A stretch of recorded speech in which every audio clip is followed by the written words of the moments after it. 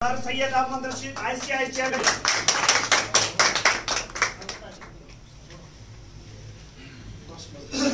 बिस्मिल्लाहिर्रहमानिर्रहीम। अतीउल्लाह व अतीउर रसूल व उलिल अम्रि मिनकुम। सबसे पहले तो मैं हमारे साथ यहाँ हमारी तंजीम के सीनियर मेंबरान मौजूद हैं, हमारे हाजी साहब मौजूद हैं, सीनियर नायब सदर हैं पाकिस्तान के। हमारे साथ हाजी करमदीन बुर्रो साहब मौजूद हैं जो जॉइंट सेक्रेटरी हैं सिंध के, डिविजनल सदर हैं हमारे हसन, उनके साथ शहरोज शेख यूथ कोऑर्डिनेटर हैं मरकज़ी पाकिस्तान भर से, शहरोज शेख साहब हैं मरकज़ी कोऑर्डिनेटर हैं, शाज़ेब शेख साईं, आप सबका बहुत शुक्रिया। आज का जो आने का मकसद है टंडो हमारे जैकबाबाद में थुल में ख़ास तौर के ऊपर, उसका जो बुनियादी मकसद था वो यहाँ हमारे सिकंदर शाह साहब होते हैं, सैयद सिकंदर शाह साहब यहाँ की जानी मानी शख्सियत है। हमारे जो सिंध की काबीना है उसके सरपरस्त आला भी हैं आप, उनका साथ एक बड़ा अजीब एक बड़ा दिल दहलाने देने वाला वाक़या हुआ जिसमें उनका गाड़ी का एक्सीडेंट हुआ, उसमें उनके 2 बच्चे और उनकी घरवाली और उनके ससुर का इंतकाल हो गया। तो असल मकसद था कि उनके पास आएँ, ताज़ियत करें। इसी मौके के ऊपर आप लोगों की तरफ से यहाँ प्रेस क्लब की तरफ दावत दी गई, तो हमने कहा कुछ अपने ख्यालात का इज़हार भी करते चले जाएँ, क्योंकि इसमें बहुत अहम चीज़ें और ये जो पीरियड है जिसको हम 14 अगस्त से लेकर 6 सितंबर तक का कहते हैं, ये जब से पाकिस्तान बना है 74 साल में, 74 साल के अंदर ये वाला जो टाइम है 14 अगस्त से लेकर 6 सितंबर तक का इतना अहम और पूरी दुनिया के लिए इतना ज़्यादा इम्पोर्टेंट नहीं था जितना इस दफ़ा में है, क्योंकि पाकिस्तान जवान होके अपने जिस उम्र की तरफ आ गया है उस दौर के अंदर ये जो टाइम है बहुत ही हसास है। हम इंतहाई हसास मौके की तरफ इस वक्त जा रहे हैं और आप लोग चूँकि मीडिया से ताल्लुक़ है, आप लोग ये बात समझ रहे होंगे कि पाकिस्तान की इस वक्त जो हालात हैं बैनुल अक़वामी तौर के ऊपर देखें तो पूरी दुनिया में, इस दुनिया में जितने बड़े बड़े लोग आए उन्होंने हमेशा एक बात कही कि एक वक्त पाकिस्तान दुनिया में ऐसा आएगा कि जिसके अंदर पाकिस्तान की हाँ में हाँ होगी और ना में ना होगी। बिलाशुबा ये मौका हम लोगों को देखने को मिल रहा है कि इस वक्त पाकिस्तान की हाँ में हाँ पूरी दुनिया की है और ना में ना पूरी दुनिया की जो है पाकिस्तान के हाथ में है। इस वक्त पाकिस्तान एक ऐसे मौके के ऊपर खड़ा हुआ है, एक ऐसी जगह के ऊपर खड़ा हुआ है कि उसके मशवरे के बगैर पूरी दुनिया नहीं हिल पा रही है। और पाकिस्तान को अल्लाह ताला ने दोबारा ये एक शर्फ दिया है कि इससे पहले हमारे पाकिस्तान ने, हमारी अस्करी क़यादत ने, हमारी अस्करी क़यादत में हमारे गुमनाम सिपाहियों ने जो अमल किया, उस अमल से इस दुनिया की सुपर हरा दिया।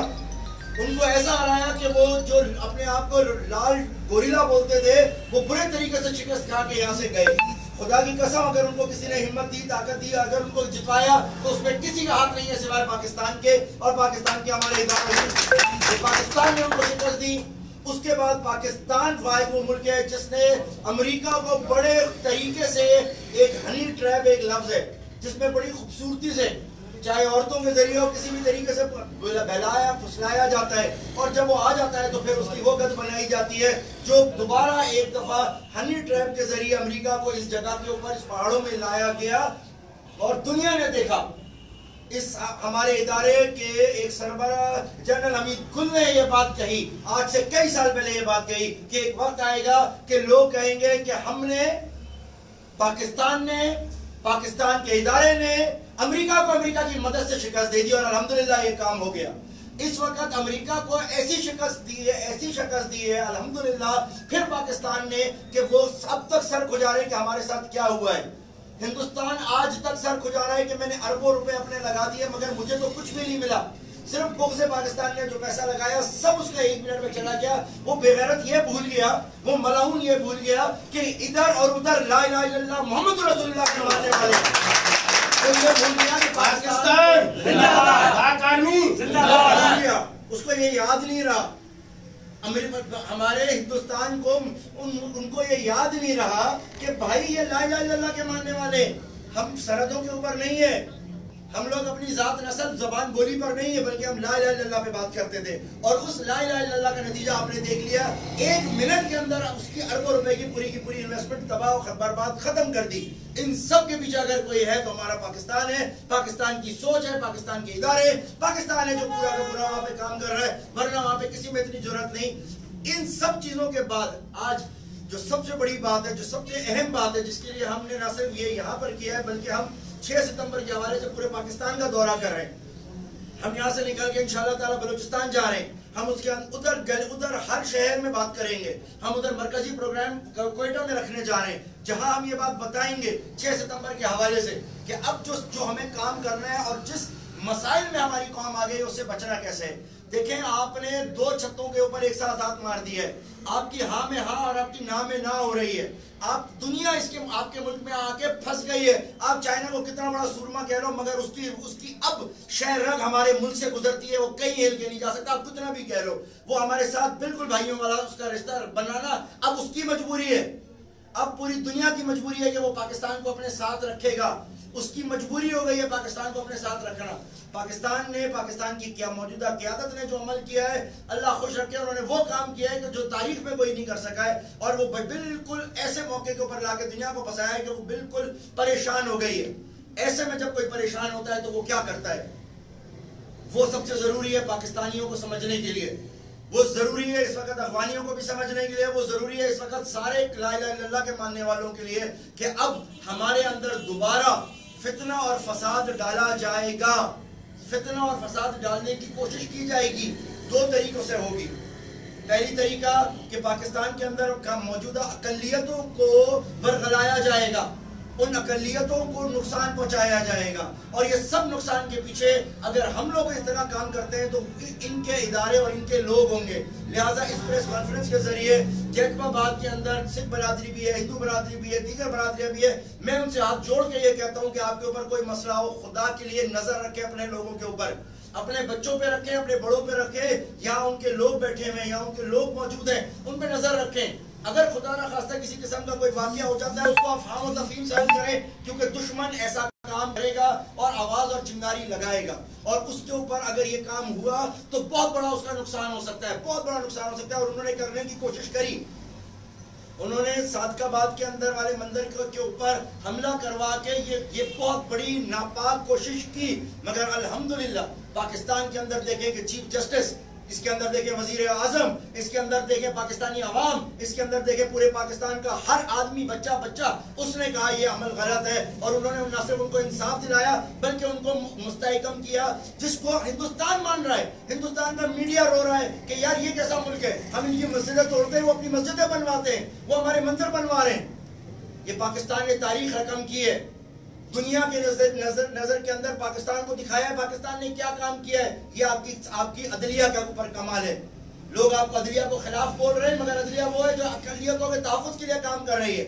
लिहाजा पाकिस्तान के अंदर ईसाई बरादरी हो, हिंदू बरादरी हो, चाहे आपकी वाल्मीकि बरादरी हो, चाहे आपकी उसके अंदर आपकी कोई भी दूसरी बरादरी हो, चाहे सिख हो, दूसरे जो भी हो, इन सब का तहफ़्फ़ुज़ पाकिस्तान में यकीनी है। और इसीलिए कायदे आज़म ने जो कहा था हम उसके ऊपर अमल करते हैं। पाकिस्तान वो मुल्क है जो आपको इसका पूरा हक देगा। नंबर 1।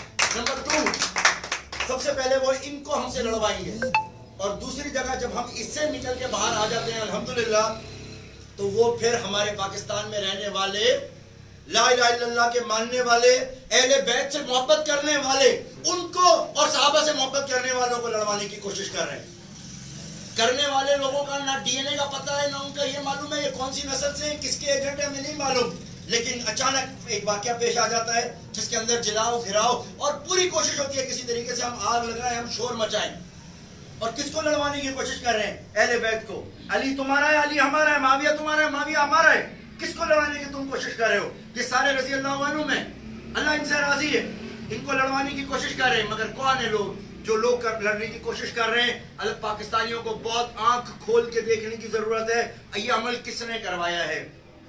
फिर देव मसला की लड़ाई के ऊपर बात होगी, फिर आपके दूसरे मसाइल के ऊपर ये लड़ाई करने की कोशिश करेंगे। इन सारी चीजों को हमने नजर में रखना है, क्योंकि इस वक्त आपने 2 रीछों की दुम पर एक साथ पांव रखा हुआ है। वो कभी भी बर्दाश्त नहीं करेंगे कि आप उठ जाओ, वो कभी बर्दाश्त नहीं करेंगे आप तरक्की करो। लिहाजा उन सब से हमने मुकाबला करना है। तो हमने खास तौर पे मीडिया वाले भाइयों से मेरी गुजारिश है कि कोई भी खबर रेटिंग बढ़ाने के लिए ना कीजिएगा। जो मसला हो उसकी तहकीक कीजिएगा, उसकी तस्दीक कीजिएगा, उसके बाद उस खबर को नशर कीजिएगा, उस मसले के हल की तरफ जाइए। बहुत सी खबर हम खुद छुपा देते हैं, हम अपने जिस्म का बहुत सा हिस्सा छुपाते हैं जो हम नहीं चाहते कोई देखे। हम अपनी कमजोरियों को हमें छुपाना है, हमें दिखाना नहीं है, क्योंकि ये पाकिस्तान का मसला है, पाकिस्तान की सालमियत का मसला है। तो ये इसका किरदार आपने भी अदा करना है, जैकोबाद के आवाम ने करना है, हम सब ने उसका अदा करना है, ताकि इस मसले को हम बहुत आसानी के साथ देख सकें। अब मैं थोड़ा सा मसले के हल की तरफ बात कर लूँ। इस्लामिक काउंसिल बनाए आलमी इंसानी हुकूक, इसका मकसद बुनियादी तौर के ऊपर वो है जो मुझसे पहले यहाँ पर तिलावत की गई, उस तिलावत के अंदर जो कुरान की आयतें पढ़ी गई वो हमारा मकसद है। हमारा मकसद है, हम गली गली जाते हैं, हर मोहल्ले में जाते हैं, सबके पास जाते हैं और जाके सबको एक बात बताते हैं, वो बात जो अभी आपके सामने तिलावत में बताई गई, वल असर, कसम ज़माने की, इन्नल इंसान लफी खुसर। मैं सारा फिर के आया हूँ, पूरा कराची से निकलता हुआ यहाँ तक आया हूँ, एक एक शहर को देखता हुआ आया हूँ। मैं हाईवे से नहीं आया हूँ, मैं मेहरान हाईवे से आया हूँ, जहाँ मुझे शहर अंदर से नजर आया। मैं खैरपुर की गलियों में से होता हुआ आया हूँ और सबको ये कहता हुआ आया हूँ कि देखो ये है असल हमारा जगह। अल्लाह ताला कसम खा रहा है कि ज़माने की कसम है, मैं कसम खा रहा हूँ, मैं अभी हालत देख के आया हूँ। इन्नल इंसान लफी खुसर, कि इंसान खसारे में है, नुकसान में है। मैं आपको ये बता रहा हूँ आप सब नुकसान में हो, मैं आपको बता रहा हूँ आप सब तकलीफ में हो और आप इस तकलीफ के अंदर रहोगे अगर आपने वो नहीं किया जो अगली आयत कहती है। फिर वो क्या कहती है, इल्लल्लज़ीना आमनू, मगर यानी खसारे में कौन नहीं है, वो जो ईमान लेके आए। किसके ऊपर? अल्लाह की जात के ऊपर। किसके ऊपर? अल्लाह ताला के निज़ाम के ऊपर। उस निज़ाम को जो हमें इंसान से इंसान बनाता है। इंसान में और जानवर में देखो कोई फर्क नहीं है, इंसान और जानवर में कोई फर्क नहीं है। अगर कोई फर्क है तो सिर्फ और सिर्फ तरबियत का फर्क है कि इंसान की तरबियत होती है। इंसान की तरबियत कैसे होती है? इंसान की तरबियत रसूलों ने आके की है, रसूलों ने आके की है, वरना जानवर और इंसान में क्या फर्क हो गया? फिर अगर इंसान को आजाद छोड़ दो और जानवर को आजाद छोड़ दो तो बराबर हो गई ना। लेकिन इंसान उस वक्त बनता है जब उसकी तरबियत हो जाती है। तो तरबियत हमारी कैसे होगी? जब हम कानून पे चलेंगे। कानून कौन सा? जो हमारे रब ने दिया है। लिहाजा हिंदू भाइयों को चाहिए अपने कानून पे चले, ईसाई को चाहिए अपने कानून पे चले, मुसलमान को चाहिए अपने कानून पे चले। तो अल्लाह ताला क्या कह रहा है, इल्लल्लज़ीना आमनू, वो लोग जो ईमान लेके आए, वामिलुस्सालिहात, जिन्होंने नेक अमल किए। ICIH गली गली जाती है, लोगों को कहती है खुदा के लिए नेक अमल करो। ISH कोने कोने जाती है और जाके कहती है हक के लिए आवाज उठाओ। अमर बिल मारूफ तुम पर फर्ज किया गया है। अमर बिल मारूफ क्या है? नेकी का हुक्म दो, बुराई से मना करो। हम कहते हैं तुम्हारे ऊपर बुनियादी शर्त है कि तुम ये काम करो, लोगों को समझाओ ये गलत है ये सही है। तुम अपनी कब्र ठीक नहीं करो, अपनी कब्र ठीक नहीं करो, तुम्हें ये सबके सामने करना है। इल्लल्लज़ीना आमनू व अमिलुस्सालिहात, नेक अमल करो, व तवासौ बिल हक, और जो हक है उसके साथ खड़े हो जाओ, मानो समझो पहचानो, खड़े हो जाओ उसके साथ। व अमिलुस्सालिहात व तवासौ बिल हक व तवासौ बिस सब्र, और आखिर में जो तकालीफ आए उनके ऊपर सब्र करो। जिस दिन हमारा माशरा इस चीज के ऊपर आ जाएगा, जिस दिन हमारा माशरा इस चीज के ऊपर आ जाएगा, मैं आपको दावे से कहता हूं, मैं आपको दावे से कहता हूं, आज आपने अमेरिका को और बरतानिया को शिकस्त दी है। जिस दिन आपका माशरा इसके ऊपर हो गया तो उस दिन अमेरिका के डॉलर के अंदर आप पान बांट के लोगों को देते रहोगे। जिस दिन आपने ये कर लिया, ये माशरा आपके पास यहाँ पे बन जाएगा। मेरे नबी ने यही माशरा आपको दिया तो और आखिर में कहा कैसर और किसरा के तुम्हारे कंगन तुम लोगों के हाथ में होंगे। और जिस साहबी को बशारत दी वो मरा नहीं, उसको जब बीमार होता था कहता था मेरे को बशारत मेरे रसूल ने दी है, मुमकिन ही नहीं है कि वो कंगन मेरे हाथ में ना हो। जब वो माले गनीमत में आया, हज़रत उमर ने उसको बुलाया और बोला जाओ ये कंगन उठा के पहनो, तो उसने कहा ये मेरी बशारत पूरी हुई, मेरे नबी का फरमान पूरा हुआ। तो वही फरमान अगर हम चाहते हैं कि पूरा हो तो तभी मुमकिन है जब हम उसके बनाए हुए उसूलों पर इस मुल्क को चलाएं। और ये मैं नहीं कह रहा हूँ, ये हमारा आईन पाकिस्तान कहता है, ये मैं नहीं कह रहा हूँ, ये हमारे कायदे आज़म का फरमान था, ये मैं नहीं कहता हूँ, ये हमारे बड़ों का फरमान था, ये मैं नहीं कहता हूँ, ये नबी पाक का फरमान था कि मेरे को इस जगह से खुशबू आती है तो हमें पाकिस्तान को उस तरफ लेके जाना है। इसमें तकलीफें आएंगी, ICIH इस चीज़ के लिए खड़ी है, इस चीज़ के लिए काम कर रही है, इस चीज़ के लिए लोगों को समझा रही है। जिस दिन ये हो गया उस दिन ये पानी का मसला खत्म हो जाएगा, क्योंकि अल्लाह के कानून में सब बराबर है, कोई बड़ा वडेरा नहीं है, कोई छोटा वडेरा नहीं है। आपका पानी का मसला हल हो जाएगा। अगर आप ये निज़ाम लाने के लिए जद्दोजहद नहीं करते तो पानी के लिए तरसते रहोगे। अगर आप ये चीज़ नहीं करते तो आप तालीम के लिए तरसते रहोगे। अगर आप इस माशरे को बदलने के लिए नहीं खड़े होगे तो फिर आप अपनी ज़िंदगी को इसी तरीके से चलते रहोगे कि पंखा लगा है, लाइट लगी है, मगर दोनों चीजें जल नहीं रही। बाथरूम में नल लगा है मगर उसमें पानी नहीं आ रहा। हम एक कब्र के अंदर पड़े हैं। अगर ये बिजली और ये चीजें निकाल दो तो ये कंक्रीट का कब्रिस्तान है, ये पक्की कब्र हो गई है हमारी, क्योंकि इसमें बिजली और ये चीजें तो है ही नहीं। कब्र में भी नहीं है, यहाँ भी नहीं है। क्यों नहीं है? क्योंकि ये निजाम फ्लॉप हो चुका है।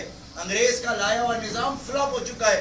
ये हमें निकाल के फेंकना है। इसको निकाल के फेंकने के लिए हम जाती तौर के ऊपर आप लोगों से भी गुजारिश करते हैं, तमाम देखने वालों से भी गुजारिश करते हैं कि इस निज़ाम को नाफिज करने के लिए जद्दोजहद करें और एक आवाज़ होकर ये कहें हम इस मुल्क में अल्लाह का निज़ाम चाहते हैं। अतीउल्लाह की आयत जो है, अल्लाह की इताअत करना, रसूल की इताअत करना और उलुल अमर की इताअत करना, ये निज़ाम हम चाहते हैं। जिस दिन ये निज़ाम आएगा पाकिस्तान उससे ज़्यादा बेहतर होगा जो हमारे पड़ोस में है, और इंशाअल्लाह आप देखेंगे कि अल्लाह और उसके रसूल का निज़ाम इस जगह पे नाफिज होगा और वो सब आप लोगों से होगा। मुझे ख़ास तौर पर जैकबाबाद वालों से, थुल वालों से बहुत उम्मीदें हैं।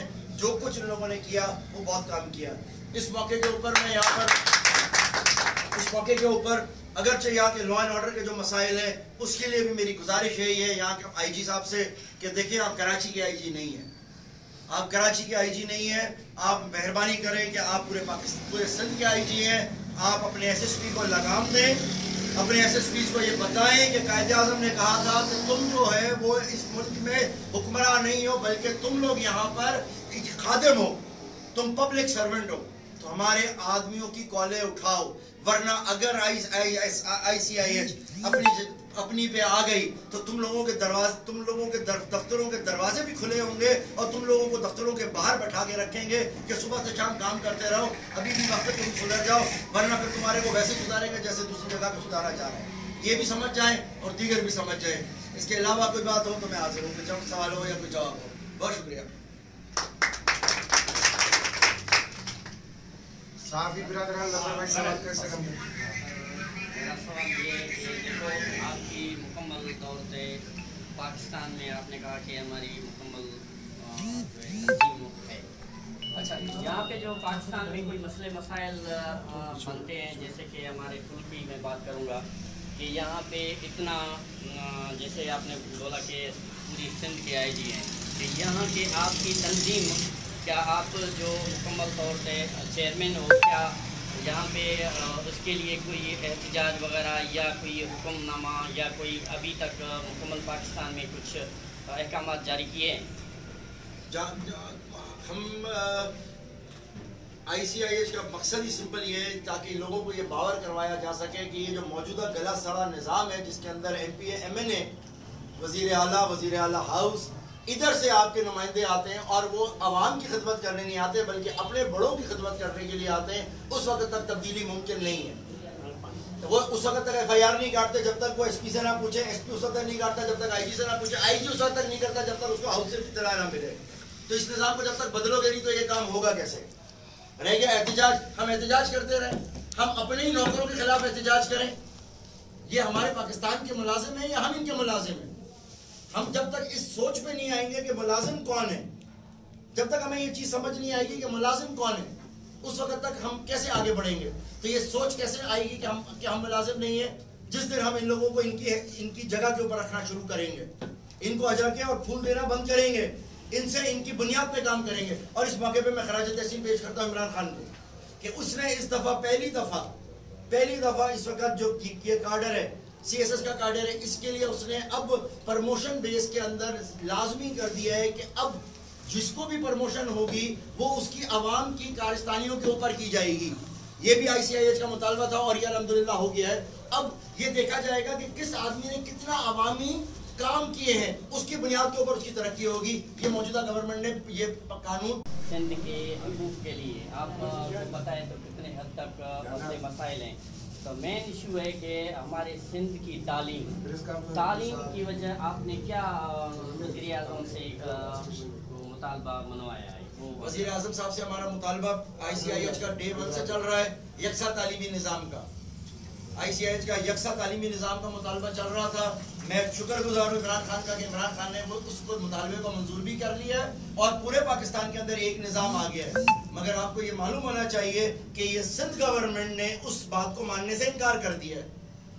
उसने इनकार कर दिया है उस निज़ाम को न मानने से जो विफाक के अंदर एक यकसा तालीमी निज़ाम के जो थुल का बच्चा पढ़ेगा वही जैकबाबाद का पढ़ेगा, वही सक्कर का, वही कराची का। अब ये चीज़ लाहौर में, आपके भावलपुर में, आपके सादकाबाद में और इस्लामाबाद में एक यकसा तालीमी निसाब होगा। पंजाब में हो गया है, सिंध में इस चीज़ को आपके वज़ीर आला ने कह दिया कि मैं नहीं मानता। मुझे आप ये बताएं कि वज़ीर आज़म पाकिस्तान कहते हैं कि मुल्क में कोरोना की लहर को हमने बड़ी तरीके से काबू किया, इसको खोलो। आपका वज़ीर आला क्यों नहीं खोल रहा? पूरे मुल्क के वज़ीर आला, आपके पूरा मुल्क जो है वो खुला हुआ है, लेकिन आपका जो है सिंध का वज़ीर आला उसको नहीं खोल रहा। तो इसकी वजह बुनियादी क्या है कि उसने हम सिंधियों को भेड़ बकरी समझ लिया है, उसने हम लोगों को बुरा समझ लिया है ना। वो हम लोगों को क्या समझ रहा है कि वो हम लोगों को मजीद जाहिल कर रहा है। आपको मालूम है सबसे ज्यादा जिसने नुकसान पहुंचाया है वो तालीम के खिलाफ किया है। तो हमारा वजीर आला हम लोगों के खिलाफ ये काम कर रहा है, कौन आवाज उठाएगा? इसके उठाने के लिए किसको चलना है? हमें चलना है। आपको मालूम है ये जो कार्ड आया है, सेहत कार्ड, वो आज भी वजीर आला की टेबल के ऊपर पड़ा हुआ है कि अप्रूव करो। तो जैकबाबाद को, सिंध को, पूरे सिंध को वो सेहत कार्ड मिलने को तैयार है, जो 14 लाख और 18 लाख की जो आपको मिलता है पैसा, लेकिन आपका वजीर आला उसको एक्सेप्ट नहीं कर रहा है। वज़ीर आला उसको एक्सेप्ट नहीं कर रहा है। आपके मुल्क में ये इस किस्म का निज़ाम चल रहा है, तो ये निज़ाम किस वजह से चल रहा है? वजह क्या है? क्योंकि आपके मुल्क में जमहूरियत है, क्योंकि आपके मुल्क में जमहूरियत है, और इस जमहूरियत से आपको ये मिल रहा है, निज़ाम आपका ये नहीं कर रहा है। आप खानदान के ताबे हो। ICH क्या कहती है? अल्लाह के ताबे आ जाओ, सारे मसाइल हल हो जाएंगे। अल्लाह की नज़र में सब बराबर है, इनकी नज़र में तो कोई बराबर नहीं है। आज कानून के ऊपर ये कहते हो कि ये चीज़ है, ऑटोमेटिकली सारे मामला ठीक हो जाएंगे। तो हमें आवाज़ उठानी पड़ेगी। ICH ये शोर मचा रही है, अल्लाह का निज़ाम लेके आओ, ये सारे अपनी जगह काबू पे आ जाएंगे। अच्छा, एक और सवाल के ICH सियासी जमात है? नहीं, बिल्कुल भी नहीं। हम लोग सियासी बिल्कुल भी नहीं है। हमारे काम सियासी लोगों को लग सकते हैं, हम सियासी जमात नहीं है। हम ना मजहबी जमात है, हम ना सियासी जमात है, ना मजहबी जमात है। दूसरा सवाल है, तो सियासी एक तंजीम सोशल वक्त कर रही है, तो अभी तो इधर सिंध के जो हालात हैं, बदअमनी बहुत रूज पर आ गई है, इस हवाले से आपके क्या मौक़िफ़ हैं? ये बिल्कुल आपकी बदअमनी होगी और अभी मज़ीद बढ़ेगी। इसलिए बढ़ेगी कि तालीम आपने मज़ीद छीन ली है। तालीम छीनने की वजह से, कारोबार आपके बंद करने की वजह से लोगों के पास पैसा ख़त्म हो रहा है। जब आप उसके अलावा दूसरा एक और सबसे बड़ी चीज़, तीसरी सबसे बड़ी चीज़, मनशियात आम है। जब मैं मनशियात कह रहा हूँ तो वो गुटखा भी है जो यहाँ सब खा रहे होंगे, मेनपुड़ी भी है जो सब खा रहे होंगे, जिसको हाई कोर्ट ने 10 दफ़ा बना किया है, बंद किया है, मगर पैसा चलता है और सब चीज़ चल जाती है। वही पुड़िया जो 5 रुपए की थी वो आज 50 रुपए में बिक रही है। कौन खरीद रहा है? हम ही खरीद रहे हैं ना, हम ही ले रहे हैं। हम भी तो सीधा होने के लिए तैयार नहीं है, हम भी जानते हैं इसके नुकसान क्या है, लेकिन हम भी उस चीज़ के ऊपर चल रहे हैं। अब मंशियात है, मंशियात ऐसी चीज़ है अगर आपको नहीं मिलती तो फिर आप किसी का गला भी फाड़ देते हो, किसी को भी मार देते हो। आपको मालूम है अमेरिका में सबसे ज़्यादा तकलीफ किसके ऊपर होती है? अमेरिका में सबसे ज़्यादा जो चोरी और डाका होता है, जो बड़े क्राइम होते हैं, उसकी बुनियादी वजह ये मंशियात है। हमसे ज़्यादा खतरनाक मंशियात है जो 8-9 साल की उम्र से शुरू हो जाते हैं। दूसरी चीज़ जो है वो आपकी जुआ है। ये जुआ, ये भी वो चीज़ है जिसको कुरान मजीद में मना किया सख्ती से। ये इसी के अंदर मंशियात में आपकी शराब भी है, जिसको उम्मुल खबाइस कहा गया है कुरान में। ये सारी चीज़ें आपके पास खुलेआम चल रही हैं। जब तक ये चीज़ें आपके खुलेआम चलती रहेंगी और आपकी तलब होगी इन चीज़ों की, जब तक आपकी तलब होगी और वो तलब पूरी नहीं हो रही तो फिर आप लोगों को काटोगे, चोरी करोगे, फुर करोगे, सब चीज़ें करोगे और ये होती रहेगी, आपकी नहीं ख़त्म होगी। और अगर आप उसको ख़त्म करना चाहते हो तो आपने वलसर और इन्नल इंसान लफ़ी खुसर इल्ला लज़ीना आमनू व अमिलुस सालिहात व तवासौ बिल हक़ व तवासौ बिस्सब्र के ऊपर अमल करना है। सियासत में रह के नहीं कर सकते तो आप कम से कम इस प्लेटफॉर्म से कर सकते हो, अल्लाह रसूल के निज़ाम के तहत कर सकते हो। अच्छा, ये ICH सिर्फ पाकिस्तान में भी है और दूसरे ममालिक में भी इसकी? इस वक्त तकरीबन 22 ममालिक हैं जिसके अंदर हमारे प्रेसिडेंट और सुदूर और वहाँ पे नुमाइंदे हमारे काम कर रहे हैं, जिनका बुनियादी नुक्ता यह है कि पाकिस्तान में अल्लाह और उसके रसूल पर मबनी निज़ाम नाफिज करो। आर्टिकल पाकिस्तान जो हमारा आर्टिकल है, आर्टिकल 221, उसके ऊपर अमल किया जाए, आर्टिकल 31 के ऊपर अमल किया जाए और फिर 62 और 63 के मुताबिक इलेक्शन किया जाए। इस्लामी नज़रियाती काउंसिल ने जो इस्लामाइजेशन करने की सिफारिशात दी हैं उनके ऊपर मुकम्मल तौर के ऊपर अमल किया जाए। असेंबली में ऐसे लोग हों जो उस पर बात करें और करने के बाद जो कानून साजी है उसके मुताबिक की जाए, ये हमारा मुतालबा है।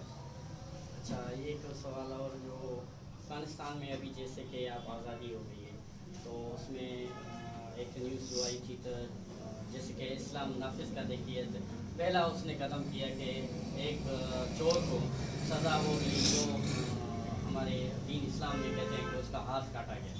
क्या आप इस हवाले से तो अफगानिस्तान का जो अभी जिस वीडियो की आप बात कर रहे हैं वो पुरानी वीडियो है, अभी की नहीं है।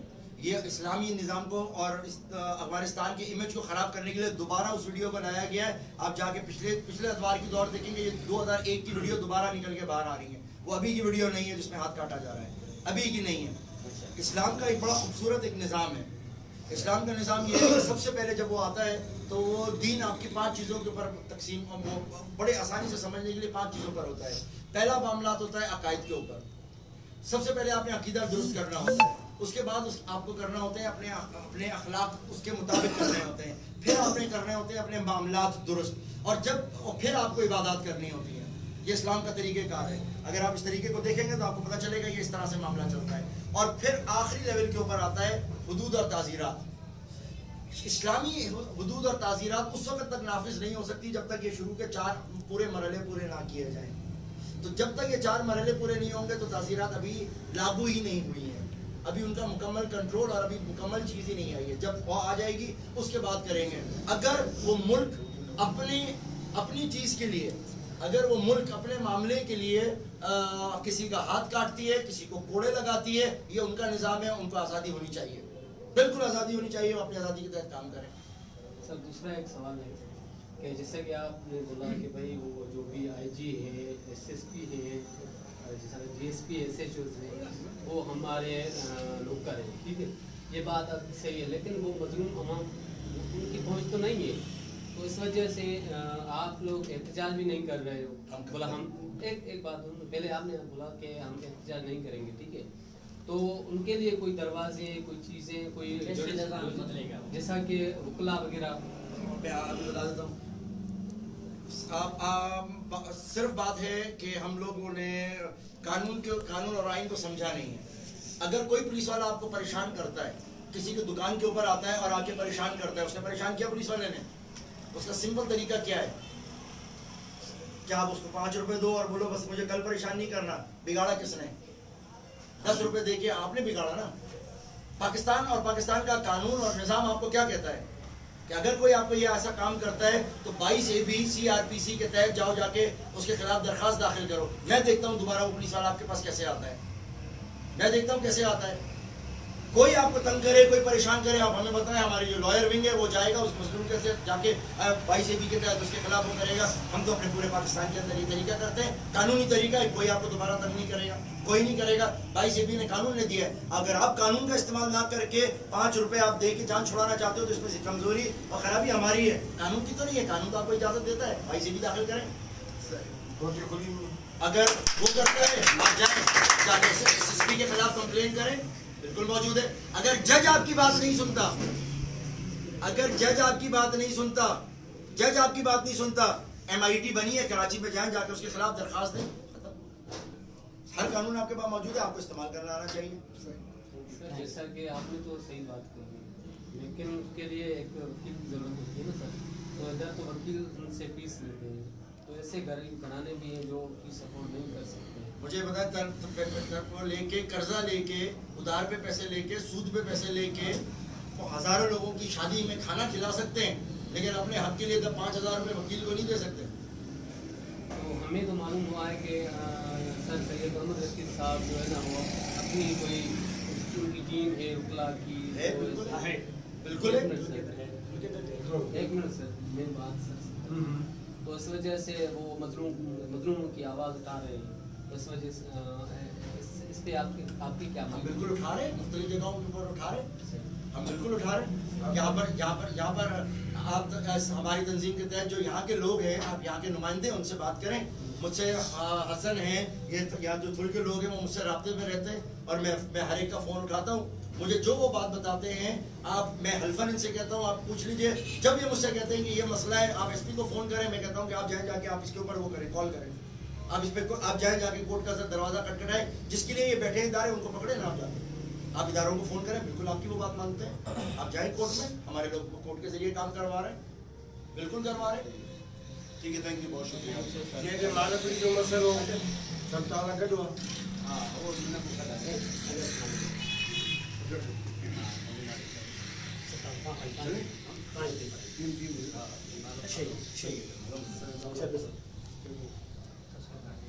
अभी मैं साहिब हुसैन शामी को गुजारिश करूंगा कि हमारे चेयरमैन साहब सर सैयद अहमद साहब को अजरक का तोहफा पेश करें। हम दिल से पेश करा रहे हो, जबरदस्ती करवा रहे हो। नहीं, तस्वीर करना हमारी बातों के बाद करा रहे हो, मुत्तफिक हो गए या ऐसे ही करा रहे हो? थोड़ा सा मुत्तफिक हैं हम बातों से, बस आप इसको प्रचार करना आपकी जिम्मेदारी है। फाइक अली को गुजारिश करूंगा शहरोज शेख साहब को अजरक का तोहफा दे। नहीं, मैं पीता नहीं हूँ। मैं ये जब तक आप लोग इस चीजों को छोड़ेंगे नहीं ना, आपका मुल्क तरक्की सुल्तान नहीं अहमद को करेगा। गुजारिश करूंगा कि इसको शाह वापस से करो। भाई को अजरक का तोहफा दे। शाह से शेख साहब को अगर मेरे से पूछेंगे ना तो युद्ध कोऑर्डिनेट पाकिस्तान शाह से पानियों को वापस करें, नल का पानी हमें पिलाए। मेरे ये मोबाइल तो मैंने गलती करी थी। पाकिस्तान के नायब सदर गुलाम अहमद साहब को अजरक का तोहफा दे। सिंध के बीबी फोन करी सिंध के जॉइंट सेक्रेटरी साई फकीर करम नेहरू साहब को आप अजरक का तोहफा दें। Thank you. हमारे मेहमान कंदा कोर्ट से आए हैं साई हुसैन खादिम भाई को आप जो अजरक का तोहफा दें। सर अहमद रशीद साहब से बहुत मोहब्बत है इनकी सर, हर प्रोग्राम में आता है। मेहरबानी से कंदा कोर्ट से आता है, रात को 12 बजे फोन करो, 1 बजे फोन करो, कहता कि मैं आ रहा हूं। अल्लाह कबूल करे, अल्लाह कबूल करे। और कह रहे हैं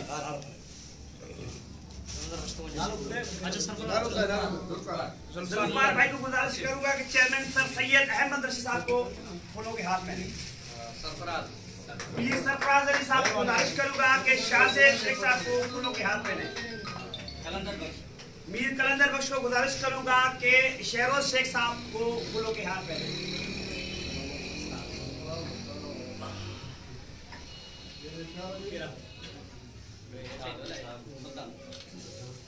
साहिब सुल्तान अहमद को गुजारिश करूंगा कि सर मुकद्दम गुलाम यासिर बड़ों को फूलों के हाथ में लें। सिंध के जॉइंट सेक्रेटरी करमदीन बड़ों को मोहम्मद हया साहब फूलों के हाथ पहनाएंगे।